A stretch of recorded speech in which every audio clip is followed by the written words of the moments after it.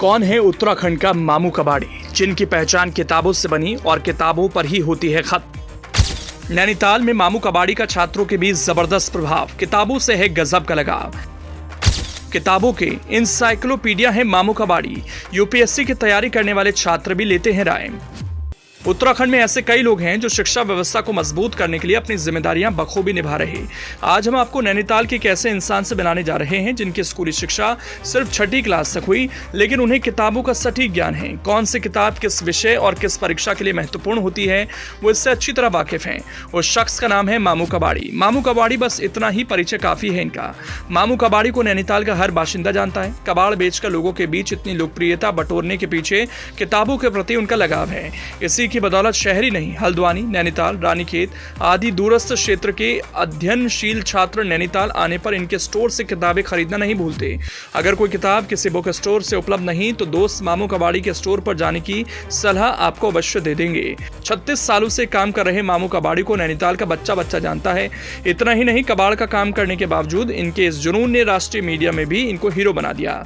जिंदगी के 64 बसंत देख चुके राशिद अहमद को असल नाम से बहुत कम लोग जानते हैं, लेकिन मामू कबाड़ी हर एक की जुबान पर रहता है। मूल रूप से यूपी के धामपुर निवासी राशिद अहमद ने कक्षा 6 तक की पढ़ाई जूनियर हाई स्कूल धामपुर से की।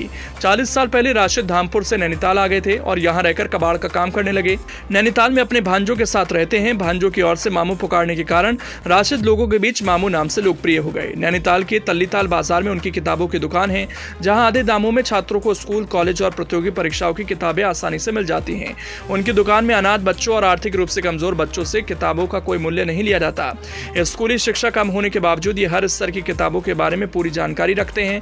इनके स्टोर में रखी कौन सी किताब किसके मतलब की है, इन्हें ठीक से मालूम है। कबाड़ के साथ किताब खरीदते समय उनकी जानकारी इतनी अपडेट रहती है कि इन्हें पता होता है कि कौन सी किताब अभी कोर्स में चल रही है और कौन सी अब कोर्स से बाहर हो चुकी है।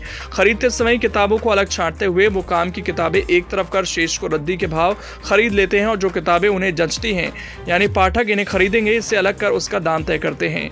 अलग किताब अच्छी हालत में है तो छपे मूल्य की चौथाई कीमत में खुशी खुशी खरीद लेते हैं और फिर यदि पुस्तक कटी फटी हो तो उसमें स्वयं कवर चढ़ाकर बड़े यत्न से उसे संभाल कर रखते हैं। ग्राहकों को छपे मूल्य की आधी कीमत पर पुस्तक प्राप्त करने का ये एक लोकप्रिय अड्डा बन चुका है।